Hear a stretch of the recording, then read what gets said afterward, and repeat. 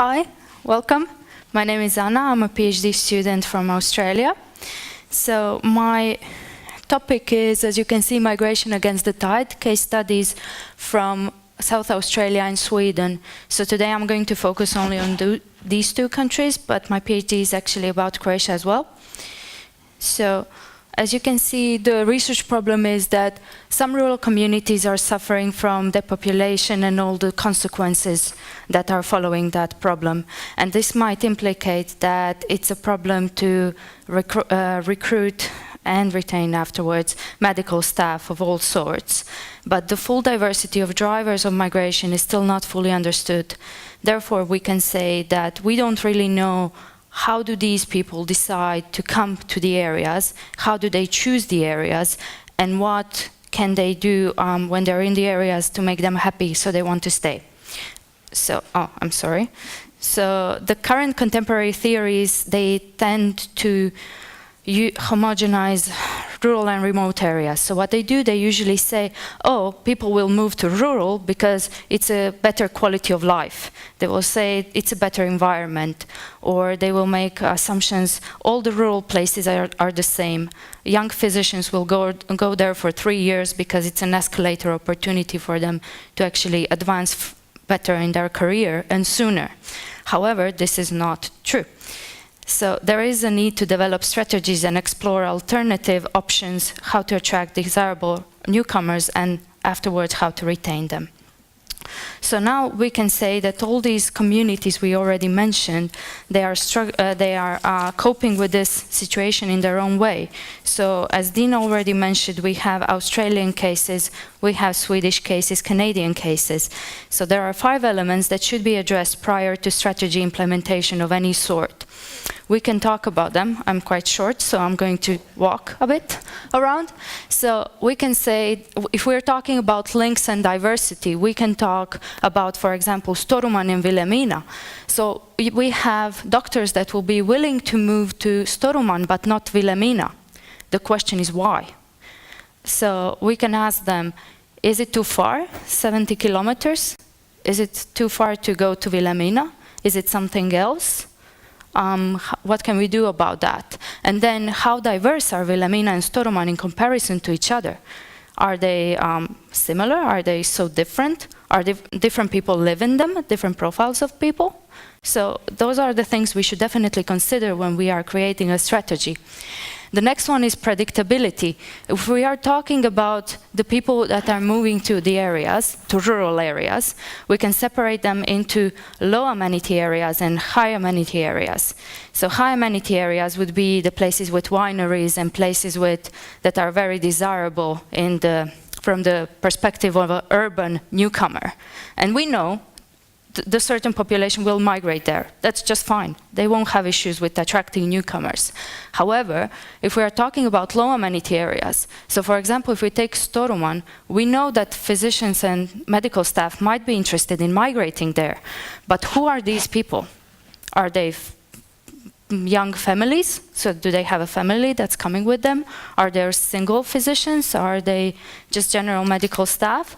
So we need to know who are these people in order to address their needs. And then the persistence. Are we talking about 2 years? Are we talking about 20 years? Are we talking about doctors that will stay for their entire work life here? So those are very interesting issues that should be addressed. And then we come to the theory of adapt and adjust if we are discussing the persistence. So if the community doesn't really address their needs and they are not willing to engage themselves in a community, the chances are they will just adjust themselves and say, okay, this is for a certain period of time and then I'm out.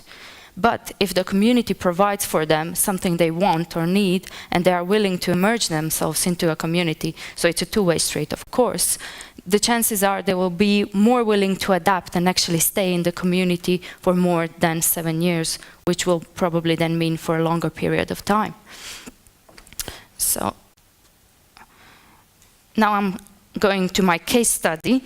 This is Barra in South Australia, because I've noticed that lots of issues that are mentioned in these cases in North Sweden are shared issues of South Australian rural areas, and that's where I did my research. So in 2013, I did research in Barra. And do you know this band, Midnight Oil? Beds Are Burning? Yeah, so this is the cover of their album, and this is from Barra. And they are very, very proud of this. So I've decided to open this part with this picture. And so they are one of those heritage towns. They are placed in mid-north of South Australia, 160 kilometers from Adelaide, which doesn't really seem far, but it is in terms of infrastructure and public transport, because they have one bus per week, so to Adelaide and back. So it was established as a mining site in 1840s, and these are the dugouts where the miners lived actually, and then they moved to these fancy cottages. And now it's based on tourism. Most of the industry is based on tourism. It has a population of approximately 900 people, but still they have only basic amenities and services, and they are a small rural town that's struggling with attracting people and cheaper housing. So the research I've done in 2013 indicated that from all of the people I've interviewed, for 56% it was a part of a lifelong journey, and they wanted to which means they wanted to stay over 10 years in that area at least. And I interviewed, so let's, to put it into a perspective, it was 16 people. So these were the people that actually contributed to community economically.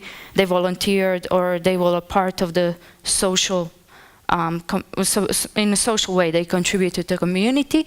And more than half wanted to stay here when I was here in 2013. I think that's really important. And for them, the key thing to move was employment. So most of them got the job, or their partners got the job, so they moved to Barra. However, when I came back this year to do repeated research with the same participants, I got 50% response rate, so 8 people. And out of 8 people, 6 of them were basically packed up and want to leave.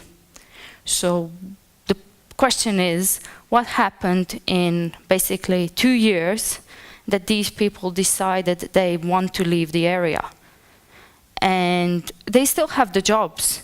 They still have the jobs, they still have stable income, they all own houses in the areas. But they told me that even if they don't sell the house, they want to leave, they want to get out of there. So in 2013, we were talking about stable community, stable economy, and fragile industry, because tourism as an industry is a bit tricky. But now we are talking about fragile industry, fragile economy, and fragile population, because the people just want to leave. So I asked them why, and most of them are just, we're not happy. And the other respondents that I didn't interview, I found out what happened. So one of them already left. 2 of them have big life events, and for one of them it indicates that they will leave, soon. So we can ask, why is this happening? So are the shared struggles of North Sweden and Australia the same? We can talk about only we can only talk about participating communities, so I can only reflect on communities I worked with. Point of time, what happens in 2013 won't necessarily be the same in 2015, and Barra is the case study that proves that. Survivor bias, this is one of the things that Sweden is really good with, because you can track down who left and where did they move. In Australia, that doesn't exist. When they're gone, they're gone. If you don't know them, you can't really track them down.